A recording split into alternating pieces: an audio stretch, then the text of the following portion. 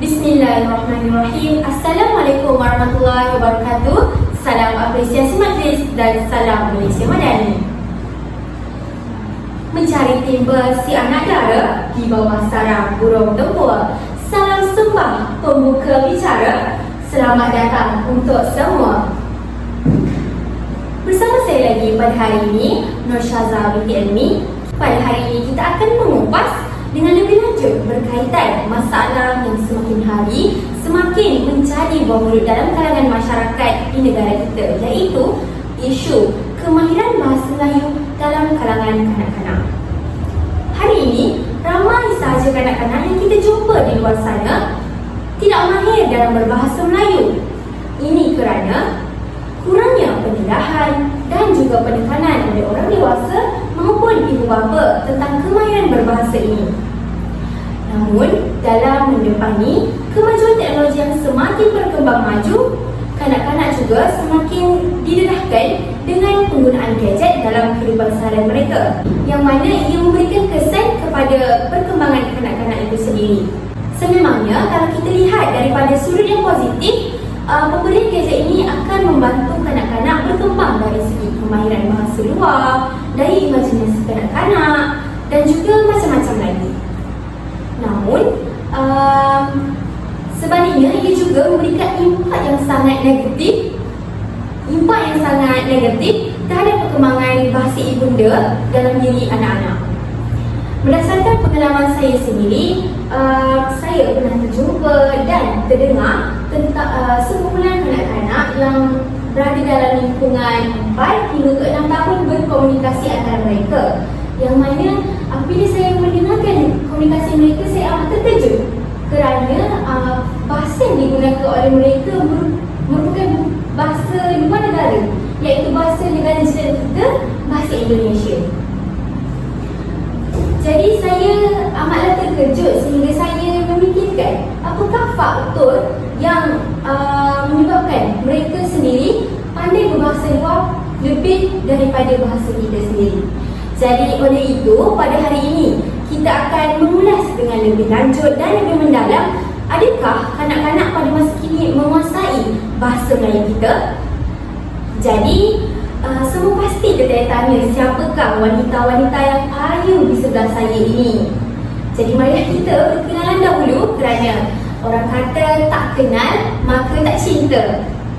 Jadi di sebelah saya, cantik dan manis, saya kenalkan Dr. Tisina Izzati binti Azhar yang merupakan doktor penyelidikan dalam bidang pendidikan awal kanak-kanak di Universiti Al-Atas. Terima kasih atas jemputan ke dalam sesi forum ni pada kali ini. Terima kasih banyak. Sama-sama, doktor. Seterusnya, yang kecil mulia, saya kenalkan Cik Nurhani Farayu binti Zaharuddin yang merupakan pelatih guru di tadika swasta di Negeri Selangor. Selamat datang Cik Nurhani Farayu. Terima kasih kerana menjemput saya ke forum ini. Baiklah, yang seterusnya yang cerita dan menawan, Puan Nik Nur Adawiyah binti Nik Kamaruddin yang merupakan pempengaruh yang amat terkenal dalam media sosial dalam kalangan ibu-ibu di rumah. Selamat datang Puan. Dan akhir sekali yang ayu seperti namanya, Cik Seri Nur Ayu Akhidah binti Searbi yang merupakan pelajar ijazah sarjana muda tahun 3 dalam bidang pendidikan awal kanak-kanak di Institut Pendidikan Guru Kampus Perempuan Melayu. Selamat datang. Alhamdulillah, terima kasih kerana menjemput saya. Baiklah, telah diperkenalkan barisan para panel kita pada hari ini yang akan melakukan perbincangan dan berhujah dengan lebih mendalam tentang perbincangan kita pada hari ini. Oleh itu, kita akan teruskan sesi perbincangan kita dengan isu yang pertama, iaitu kesalahan sebutan dan intonasi yang akan dibincangkan oleh Puan Nik Nur Adawiyah kita. Baiklah, silakan Puan. Terima kasih. Assalamualaikum warahmatullahi wabarakatuh. Terima kasih saya ucapkan kepada Cik moderator kita atas peluang yang diberikan kepada saya untuk membahaskan isu tentang kesalahan sebutan dan intonasi. Okey. Seperti yang kita tahu, dalam kalangan kanak-kanak ahli prasekolah ini, memang benar ada yang dalam kalangan mereka yang mengalami masalah sebutan, masalah untuk menyebut perkataan dan juga intonasi, dan peningkatan isu ini telah pun mencetuskan kekesalan ataupun kerisauan dalam kalangan keluarga, betul kan? Okay. Sebelum itu saya akan menjelaskan terlebih dahulu tentang apa itu sebenarnya sebutan, apa itu sebenarnya intonasi. Okey, sebutan ini boleh didefinisikan sebagai reaksi ataupun cara menyebut suku kata, perkataan dan ungkapan-ungkapan mengenai pengeluaran bunyi-bunyi dan penempatan tekanan, intonasi dan sebagainya. Okey. Menurut English Oxford Dictionary, mereka mentakrifkan masalah sebutan ini sebagai sebutan yang tidak betul dan juga tidak tepat. Dan sebutan juga turut bermaksud membunyikan huruf-huruf perkataan ataupun ayat yang tepat dan jelas. Oleh itu, seterusnya intonasi pula. Okay, intonasi ialah nada suara yang naik ataupun tinggi rendah apabila bercakap dan berdasarkan jenis ataupun bentuk ayat dalam bahasa Melayu. Sama ada ayat penyata biasa, ayat tanya, ayat perintah, ayat songsang ataupun ayat lain lah. Okey, intonasi dalam ayat pula ialah nada turun naik suara yang muncul apabila seseorang itu bercakap. Dalam percakapan sehari seseorang itu, nada suara kita jarang sekali terdengar mendatar, tetapi sebaliknya berbeza-beza, betul tak? Betul. Ada kalanya, betul lah, ada kalanya suara kita ni tinggi, ada kalanya rendah, mengikut situasi kita tu lah. Okay. Satu ciri utama pertuturan manusia ialah sifat nada suara yang sentiasa berubah mencerminkan maksud isi percakapan ataupun keadaan emosi sewaktu kita bercakap. Intonasi ini amat penting lah bagi tata bahasa dalam bahasa Melayu. Oleh sebab peranan ini dalam membezakan bahagian-bahagian subjek dan juga predikat dalam ayat. Okey, kita balik kepada apa faktor yang menyebabkan berlakunya isu kesalahan sebutan dan intonasi. Yang pertama adalah masalah artikulasi, iaitu masalah yang berpunca pada lidah seorang itu sendiri. Dan masalah inilah yang mengganggu sistem, masalah inilah yang mengganggu seseorang itu untuk berbahasa. Okey, berdasarkan dapatan kajian menunjukkan bahawa terdapatnya seramai 10% daripada kanak-kanak prasekolah ini mengalami masalah artikulasi. Okey, terdapat 4 jenis kesalahan utama dalam masalah artikulasi ini, iaitu yang pertama gangguan, di mana kanak-kanak ini menghasilkan bunyi yang berbeza daripada biasa. Yang kedua adalah penggantian, di mana kanak-kanak ini menggantikan sesuatu bunyi itu dengan bunyi yang lain. Contohnya macam picang daripada pisang macam tu. Okay, seterusnya penikiran, di mana kanak-kanak ini menyikirkan satu bunyi dengan bunyi yang lain. Contohnya macam pisang kan, bagi sang je macam tu. Seterusnya adalah penambahan, di mana kanak-kanak ini menambahkan bunyi dalam satu kata. Contohnya pisang dia menjadi pisang macam tu. Okay. Yang kedua, masalah artikulasi ini boleh dikaitkan dengan masalah fonologi, iaitu masalah kefungsian. Menurut ahli terapi pertuturan sekolah, terdapat kira-kira 99% daripada kanak-kanak prasekolah ini yang mengalami masalah artikulasi ini disebabkan oleh masalah kefungsian, iaitu lidah mereka lah. Jadi beberapa masalah fungsi fonologi ini mungkin disebabkan oleh gangguan ataupun kerosakan pada bahagian saraf dalam mereka.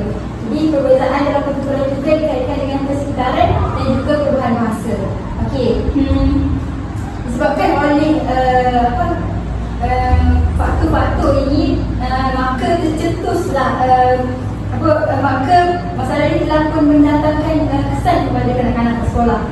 Antaranya termasuklah kesan kepada kemahiran kognitif mereka, di mana perkembangan kognitif ataupun perkembangan mental kanak-kanak ini akan terganggu kerana perkembangan bahasa ini berkait rapat dengan kognitif manusia lah. Jadi apabila mereka kurang berinteraksi, mereka takut dan berinteraksi, sukar untuk memahami apa yang orang lain cakap,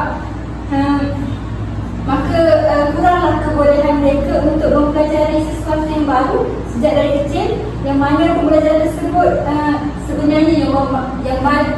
membantu mereka dalam memperkembangkan daya kognitif mereka. Dan jika perkara ini tidak dirawat ataupun tidak dirawat ataupun dan berterusan, akan menyebabkan kanak-kanak itu sendiri ketinggalan sewaktu mereka masuk ke arah persekolahan perdana. Okay, seterusnya, kanak-kanak ini juga akan takut untuk bersosial kerana mereka takut kawan-kawan mereka itu mengata ataupun mengatakan menyebabkan menjadi mereka malu untuk berinteraksi, untuk bersosial dengan kawan. Jadi hal ini akan mewujudkan jurang antara mereka dengan kawan-kawan mereka. Okey, dan ini akan berimpak kepada emosi, iaitu psikologi dalam diri kelas. Mereka akan rasa malu, rendah diri dan juga kurang keyakinan diri apabila mereka berhadapan dengan rakan-rakan sebaya mereka nanti. Yang terakhir sekali, emosi kanak-kanak ini akan terganggu kerana mereka mengalami kesukaran untuk memahami ataupun menyampaikan mesej kepada orang lain. Jadi dan ada juga ramailah ibu bapa mengadu bahawa anak-anak mereka ini lambat bercakap, anak-anak mereka lambat bercakap, suka tantrum. Kerana dengan cara itu je kanak-kanak itu dapat perhatian ataupun dapat meluahkan apa yang mereka rasa kepada bapa mereka. Dan terakhir sekali, langkah bagi mengatasi masalah ini adalah ibu bapa perlulah bercakap dengan jelas dengan anak-anak mereka agar anak-anak mereka itu faham dan dengar setiap sebutan itu dengan jelas dan juga tepat. Dan sekiranya ibu bapa ini sedar tentang masalah anak ini, mereka perlulah bawa jumpa doktor untuk buat penilaian ataupun menerima rawatan daripada terapis untuk kurang bahasa. Seterusnya, para guru-guru pendidikan juga perlulah merancang strategi pengajaran dan pembelajaran yang fleksibel dan memenuhi keperluan murid. Pelbagai strategi pengajaran dan pembelajaran ini akan membantu kanak-kanak menanam minat kanak-kanak untuk belajarlah. Jadi dia mampu membantu mereka dalam meningkatkan kemahiran dalam bentuk. Okey, nanti sekali. Sekian dari saya.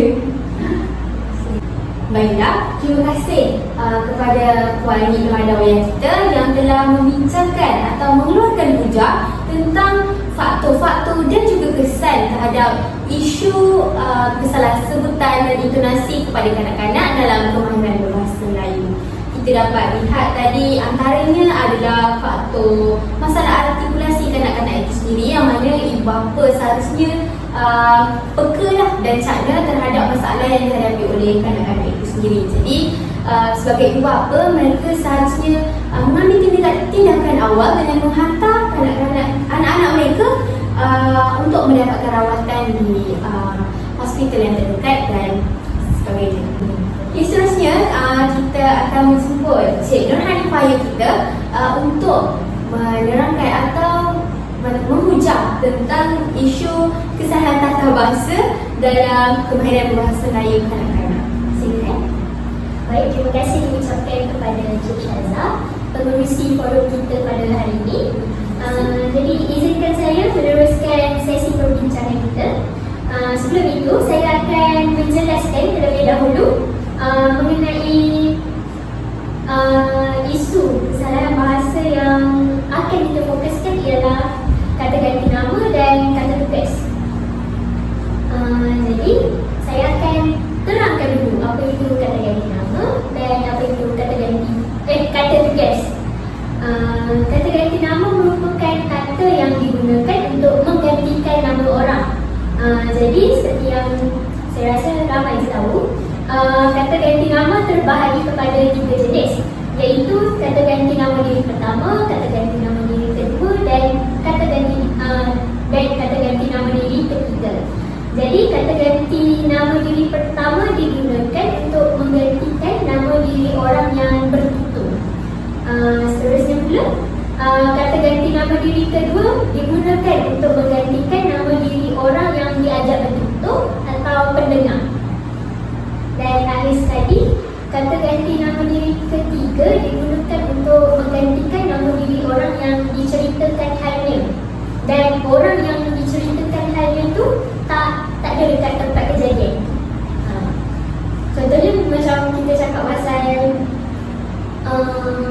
kawan kita, tapi kawan kita tu dia tak datang pun. Kita macam awam tu sahaja. Seterusnya pula, kata tugas. Kata tugas ni merupakan golongan perkataan selain daripada kata nama, kata kerja dan kata adjektif yang juga dikenali sebagai kata sifat, yang mana kehadirannya dalam ayat penting kerana tugas-tugas sintaksis. Kata tugas hadir dalam ayat sama ada di bahagian hadapan ayat, di bahagian hadapan frasa atau di belakang perkataan-perkataan tertentu untuk memberikan makna khusus atau memainkan peranan sintaksis tertentu dalam ayat berkenaan seperti penerang, penghubung, pemberi, penegas, penguat dan sebagainya. Kata tugas ni ada banyak, dia terbahagi kepada 17 jenis. Antaranya ialah kata hubung, kata seru, kata tanya, kata perintah dan kata bantu. Jadi sekarang saya akan beralih kepada topik yang topik utama kita, iaitu isu kesalahan penggunaan kata ganti nama dan kata tugas. Jadi saya akan fokus kepada contoh-contoh kesalahan yang kita lakukan dalam kehidupan harian kita, dalam perbualan ke, dalam penulisan ke, sebabnya supaya kita dapat biasakan yang betul dan betulkan yang salah. Contoh yang pertama ialah sebelum tu, kesalahan penggunaan kata ganti nama diri biasanya terdiri daripada sudut sosial budaya Melayu dan sudut tata bahasa. Jadi contoh yang pertama ialah kesalahan penggunaan kata ganti nama diri kedua dan ketiga yang tidak selaras dengan taraf sosial penuntut dan pendengar. Contohnya,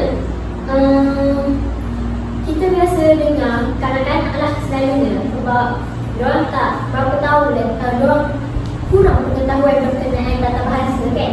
Jadi diorang guna mereka guna perkataan awak, engkau untuk ditujukan kepada seorang guru. Sedangkan macam kita tahu, guru ni orang yang perlu dihormati, jadi tak sesuai guna perkataan awak dan engkau tu. Jadi mereka sepatutnya menggunakan perkataan beliau untuk orang yang, dan kadang-kadang mereka guna perkataan beliau tu untuk orang yang biasa pula, macam kawan ke. Yang tu pun salah juga kan. Untuk kanak-kanak dan haiwan tu tak sesuai. Okay. Seterusnya pula, kesalahan penggunaan perkataan mereka-mereka. Jadi macam kita tahu, kita sepatutnya kena guna perkataan mereka sahaja. Sebabnya kata ganti nama diri mereka tu sudah bermaksud jamak, dah banyak dah. Jadi kita tak boleh nak banyakkan lagi. Jadi kita tak bolehlah gandakan dia. Okay, cuba. Akhir sekali, contoh kesalahan untuk kata ganti nama diri ni, penggunaan kata ganti diri kita bersama dengan penjolok bilangan seorang dalam ayat, dalam satu ayat. Contohnya, kita selalu cakap dekat media sosial ke apa, kita selalu cakap kita sebagai seorang insan. Salah sebenarnya. Jadi ayat yang betulnya, kita sebagai insan.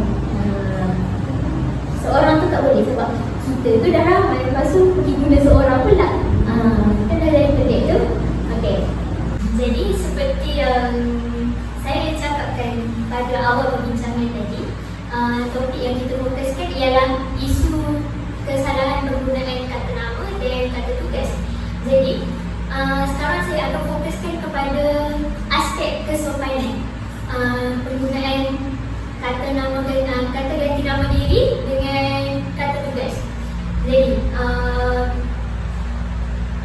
berdasarkan pemerhatian saya pernah nampak kanak-kanak menggunakan perkataan hang kepada orang yang lebih dewasa daripada mereka, dan kepada rakan-rakan juga.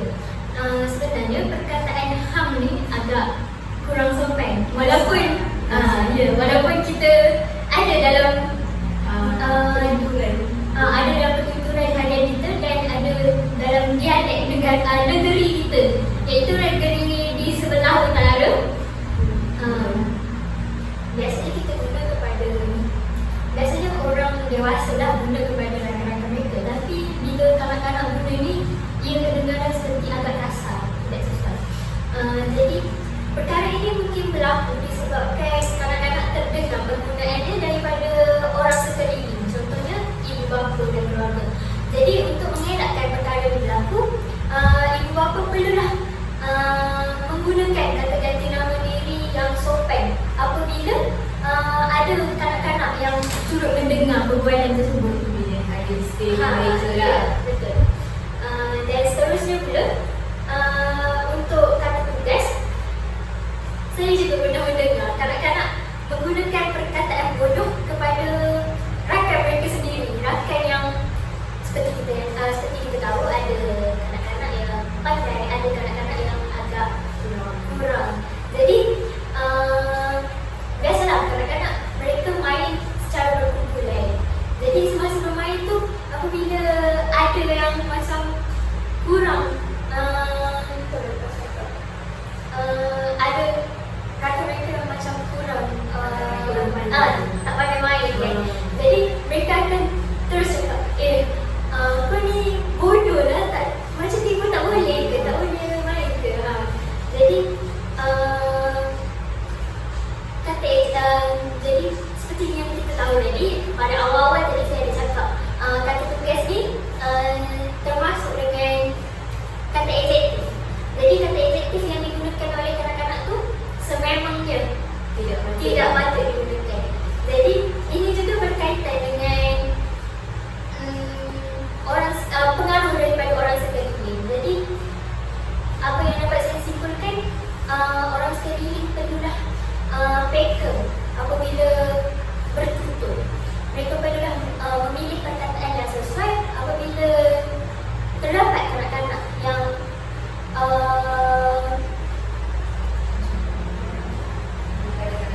apabila kanak-kanak yang turut serta dalam perbualan tersebut. Jadi saya rasa cukup sampai di sini saja sesi perbincangan kita bagi mengenai isu kesalahan penggunaan kata ganti nama diri dan kata tugas.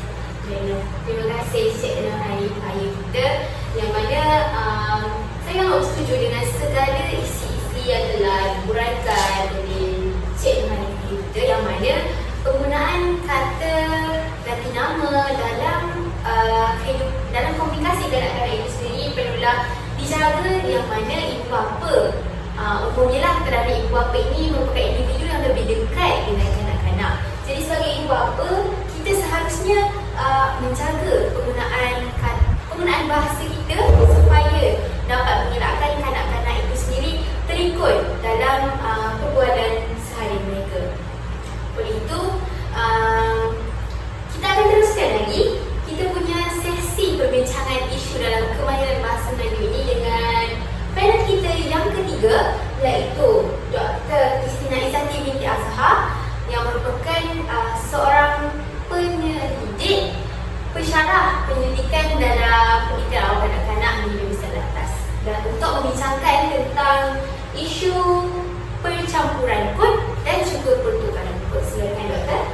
Baik, terima kasih selamat dari moderator kita. Sebelum saya memulakan hujah saya di dalam forum pada kali ini, izinkan saya untuk memberikan satu stigma yang wujud di dalam kalangan masyarakat. Stigma ini kita tahu macam kebiasaan kan, mana atau pemikiran yang wujud dalam kalangan masyarakat. Yalah, stigma ni dia ada baiknya, namun ada juga buruknya. Yang mana kebanyakan masyarakat mengambil kira apabila kanak-kanak tu mampu untuk menguasai pelbagai bahasa, kanak-kanak tu dikira pandai kan. Kalau kita tengok selalunya golongan-golongan dewasa lah, apabila mereka melihat kanak-kanak yang mampu betul-betul pelbagai bahasa ni,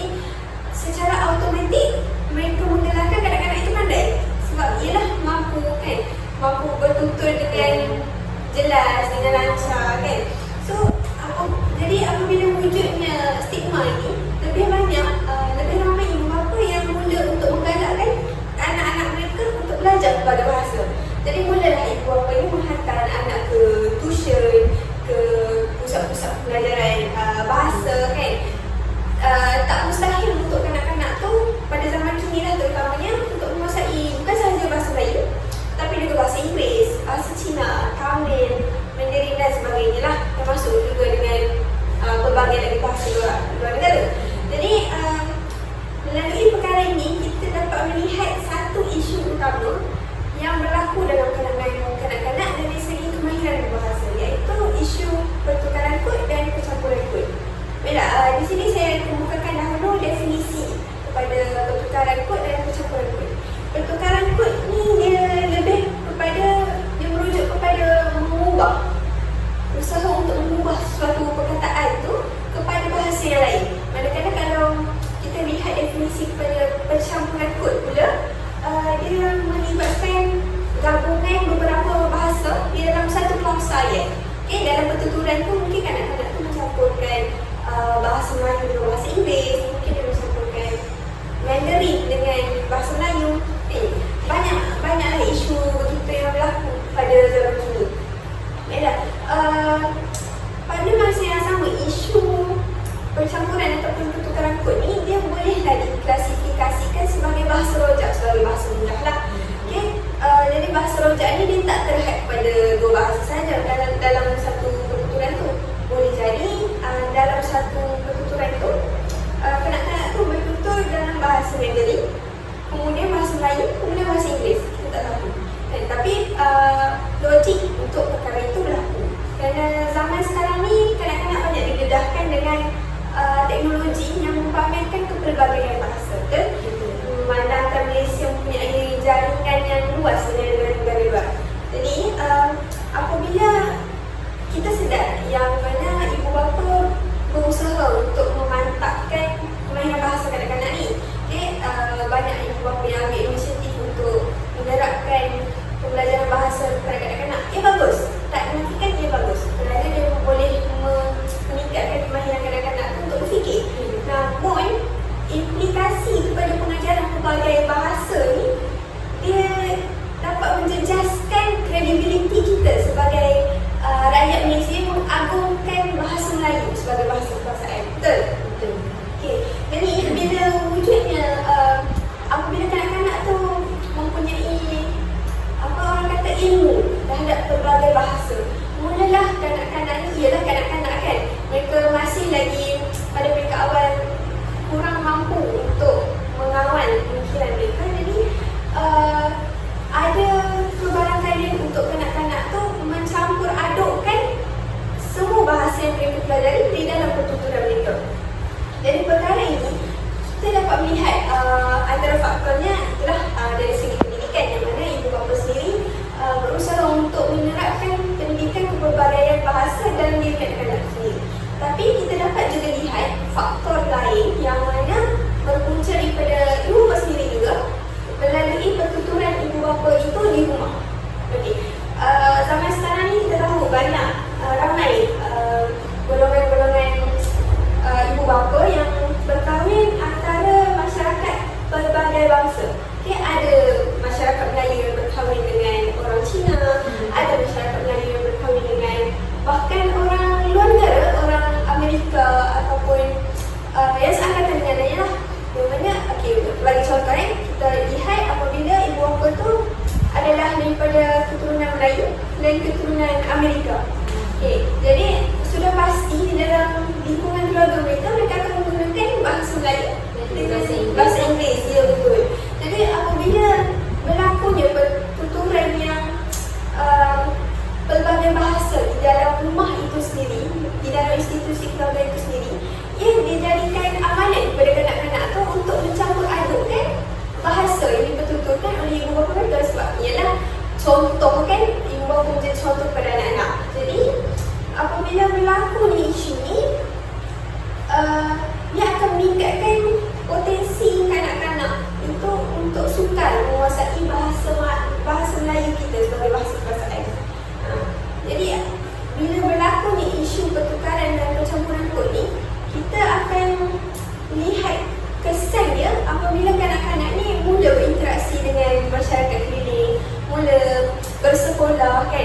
Kerana apabila mereka bersekolah, sudah pasti mereka akan menerima rakan sebaya, menerima guru yang berasal daripada berbagai latar belakang.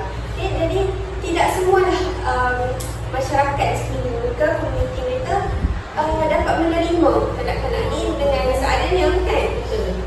Contoh apabila kanak-kanak itu bercakap dengan bahasa Inggeris, bercampur bahasa Inggeris dengan bahasa Melayu dalam tuturannya, boleh jadi apabila mereka bertutur dengan rakan sebaya, mereka ini dianggap berlagak, dianggap koyo. Kerana ialah kanak-kanak kan, mereka pun ada perasaan mereka sendiri, ada mentaliti mereka sendiri. Mungkin kanak-kanak daripada golongan yang hanya bercakap bahasa Melayu ni akan menganggap kanak-kanak yang mencampurkan bahasa ni sebagai tindakan yang tak menunjuk. Sedangkan itu adalah amalan mereka, mencampur adukkan bahasa Melayu mereka sendiri di rumah. Jadi bila wujudnya interaksi yang kurang sihat di sekolah, dia menyukarkan kanak-kanak itu sendiri untuk belajar. Tambah pula apabila kanak-kanak itu sukar untuk memahami bahasa Melayu kita. Kerana kalau dekat sekolah pun banyak sekolah yang menggunakan bahasa Melayu sebagai bahasa pengantar. Betul. Dalam kurikulum pendidikan sendiri meletakkan bahasa Melayu sebagai bahasa pengantar. Jadi apabila kanak-kanak ini sukar untuk memahami bahasa untuk belajar, mereka bukan sahaja sukar untuk mendapat input daripada guru, daripada rakan-rakan, malah interaksi itu juga menjadi lebih sukar, sehingga menyebabkan kanak-kanak ini sukar untuk menguasai kemahiran sosial. Lihat isu pencampuran dan pertukaran kod ni bukan sahaja mengganggu kemahiran bahasa kanak-kanak, malah dia juga menyebabkan mengganggu kemahiran sosial kanak-kanak ni untuk berinteraksi dengan keliling mereka. Jadi apabila mereka mengalami masalah tersebut, mereka bahkan tidak mampu untuk menguasai bahasa ibunda ke penghujungnya, sehingga ke penghujungnya. Jadi saya rasa itu sahaja bagi isu pertukaran dan persatuan kod ini, yang mana saya rasa setiap ibu bapa ataupun individu dan komuniti di sekeliling kanak-kanak tu perlu menerapkan penggunaan bahasa Melayu, bahasa ibunda kita di dalam bertuturan dan komunikasi bersama kanak-kanak untuk menjamin penguasaan bahasa Melayu pada tahap yang optimum. Itu sahaja. Okey, baiklah. Terima kasih Dr. Christina Izzah kita.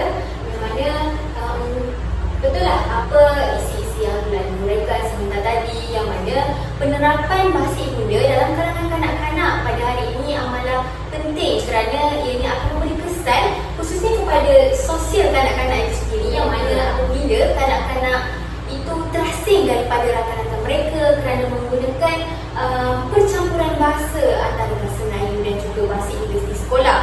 Itu saja apabila mereka kurang memahami ataupun tidak memahami bahasa Melayu di sekolah, yang mana di setiap sekolah menggunakan, tidak semua sekolah menggunakan buku teks di bahasa, betul? Jadi apabila mereka tidak faham, ia akan menyukarkan proses pembelajaran mereka kanak-kanak di sekolah dan memberikan kesan terhadap prestasi mereka lah. Oleh itu kita lanjutkan lagi kita punya perbincangan dengan isu yang terakhir, iaitu isu dialek dalam kalangan kanak-kanak pada hari ini. Kita persilakan panel yang terakhir, iaitu yang Ayu sebentar tadi, Cik Seri Nur Ayu Adila binti Sa'arbi, yang merupakan pelajar dalam bidang pendidikan awal kanak-kanak di Institut Pendidikan Guru Kampus Purba Melayu. Silakan Cik. Baiklah. Bismillahirrahmanirrahim. Alhamdulillahirabbil alamin wassalatu wassalamu ala asyrafil anbiya'i wal mursalin wa ala alihi wa sahbihi ajma'in. Terima kasih kepada pengisi majlis kita, Cik Nur Syazalin PhD. Sama-sama. Sebelum saya menerangkan isu saya, iaitu isu dialek, izinkan saya untuk menerangkan maksud dialek ini sendiri. Menurut Kamus Dewan LBC keempat, dialek ini bermaksud sesuatu bentuk bahasa yang digunakan oleh sesuatu daerah ataupun sesuatu kelas sosial yang berbeza daripada bahasa standard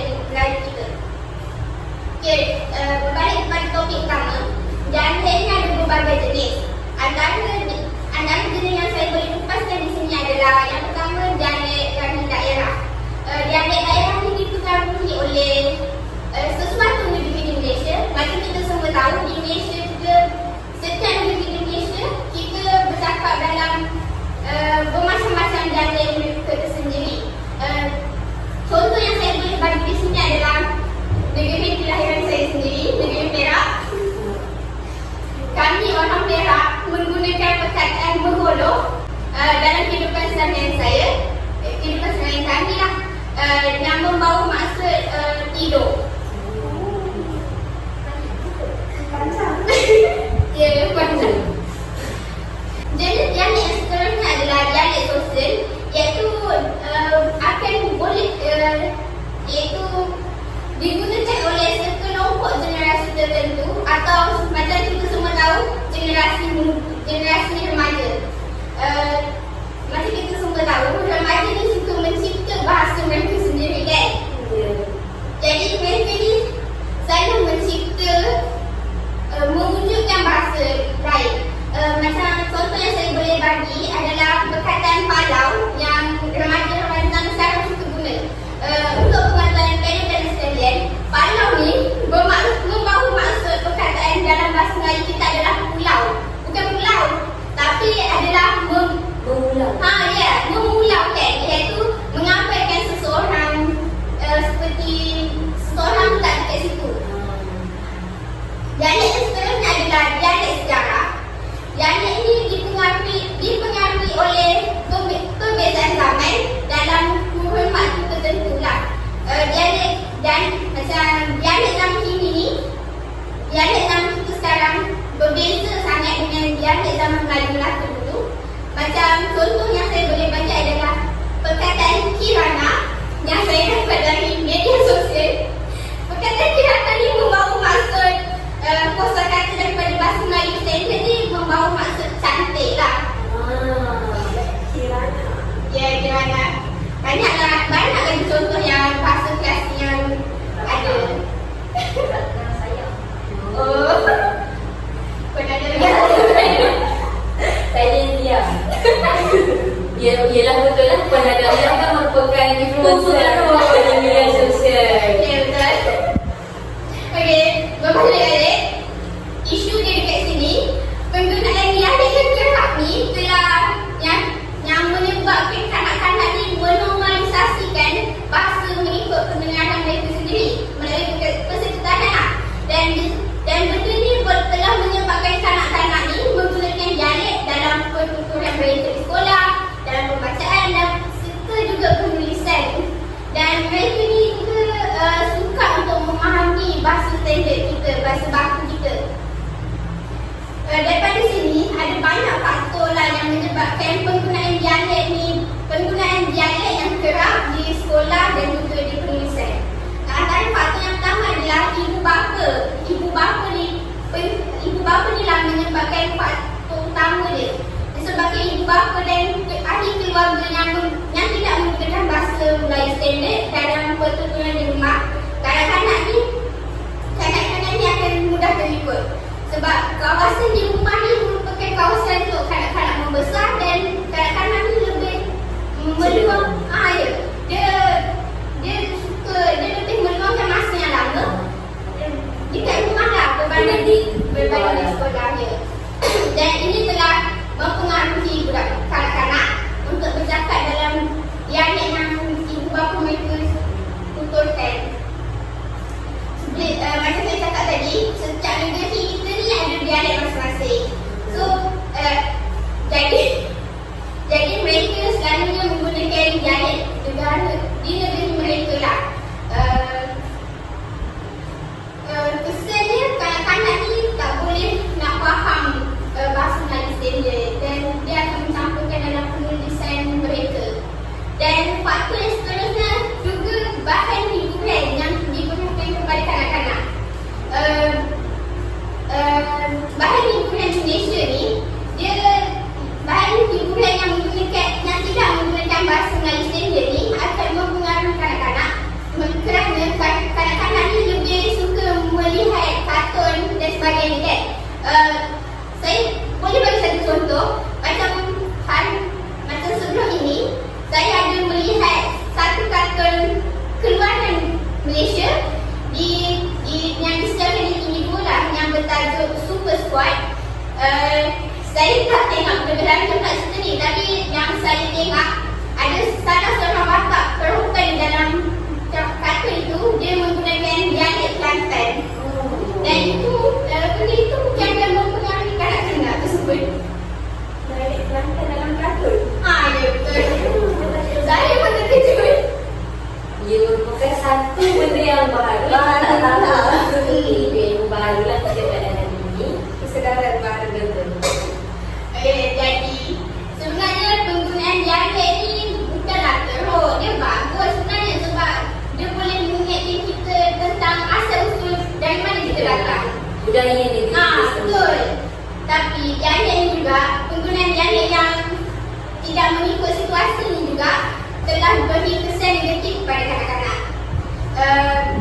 Dengan penggunaan dialek yang berlebihan ni, dia akan melemahkan kanak-kanak dalam penguasaan bahasa Melayu mereka. Kanak-kanak akan mudah terlibat dalam bertutur dalam dialek mereka dan dia akan menyebabkan kanak-kanak lupakan bahasa standard.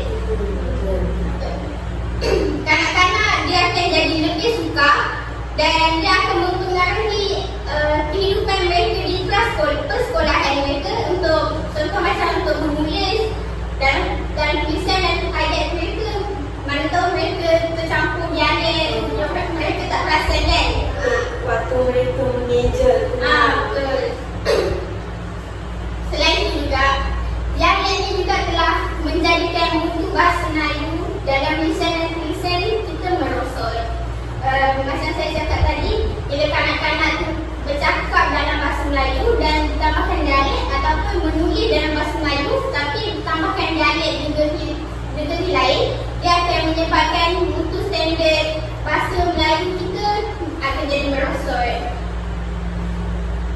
Jadi, ada sekali cadangan saya lah untuk ibu bapa di luar sana. Ibu bapa boleh bertutur dalam dialek mereka, tapi ibu bapa ni perlulah terapkan juga bahasa Melayu standard dalam diri kanak-kanak.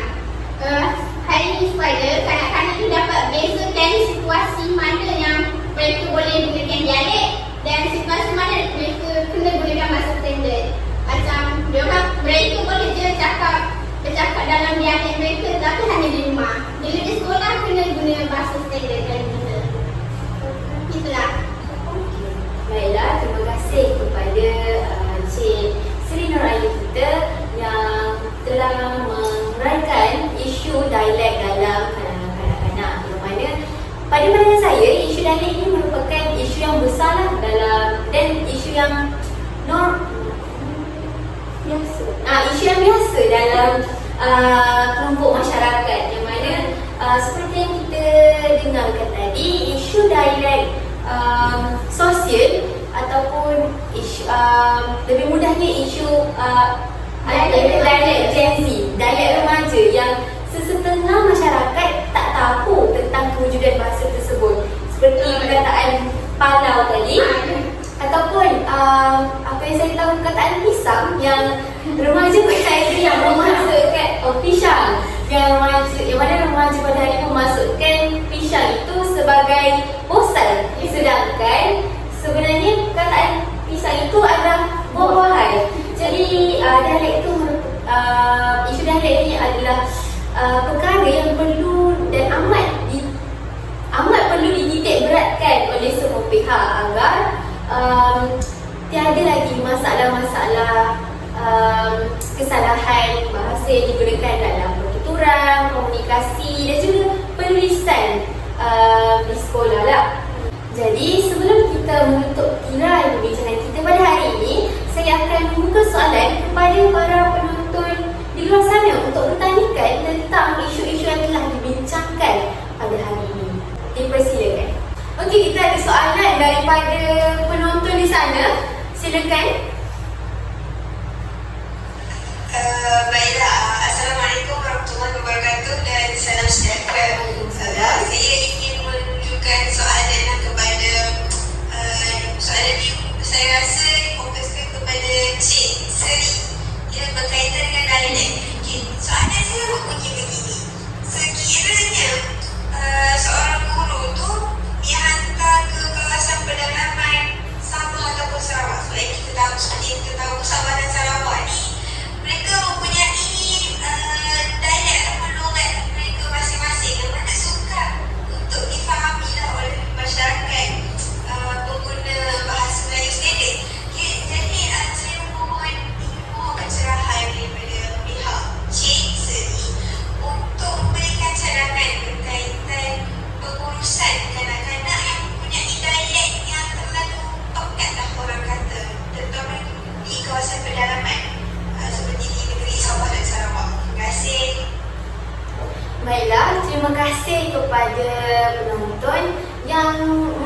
soalan tersebut dan mana soalan itu amatlah sesuai diberikan kepada cik seri kita yang merupakan bakal pendidik pada masa akan datang. Jadi bolehlah cik seri berikan pencerahan.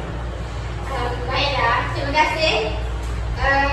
Pada pendapat saya lah, cikgu boleh mengamalkan aktiviti pembacaan bersama kanak-kanak. Cikgu ni boleh melakukan aktiviti yang boleh membuatkan kanak-kanak memberi berpeluang untuk bercakap. Dengan aktiviti ni boleh berlatih kemahiran standard bahasa Melayu kanak-kanak lah. Dengan aktiviti membaca ni juga akan membuatkan kanak-kanak lebih mahir bercakap bertutur dalam bahasa Melayu standard, kerana buku-buku yang ada ni kan buku-buku yang ada semuanya dalam bahasa Melayu standard. Betul. Alibania ni ada nak sambung macam saya? Ada. Saya tambah saya.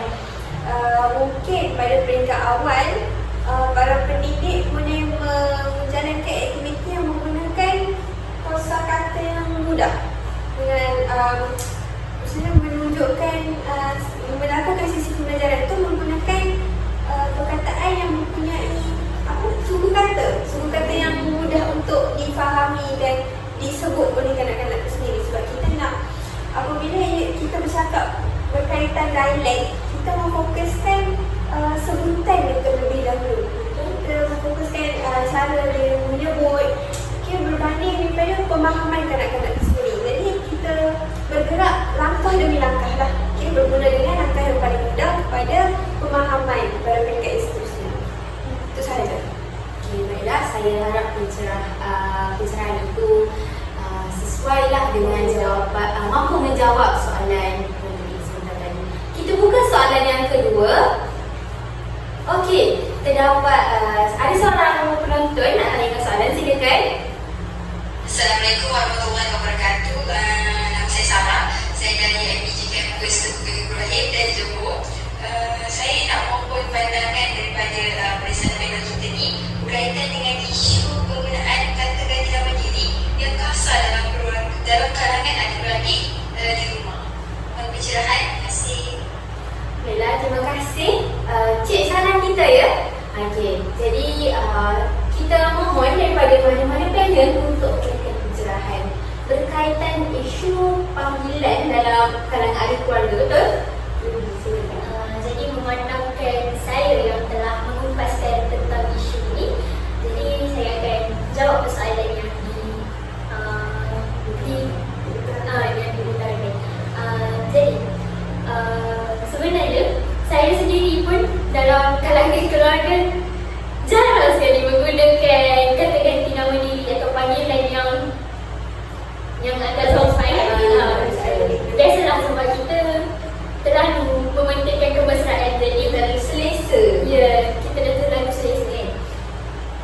Jadi pada pendapat saya sebenarnya ia tidak patut berlaku kerana seperti yang kita biasa dengar, orang akan cakap ni kalau budak ni buat perangai macam ni mesti dekat rumah dia macam ni lagi. Jadi ibu bapa kena mainkan peranan untuk tegur anak bila mereka menggunakan panggilan yang tidak sesuai.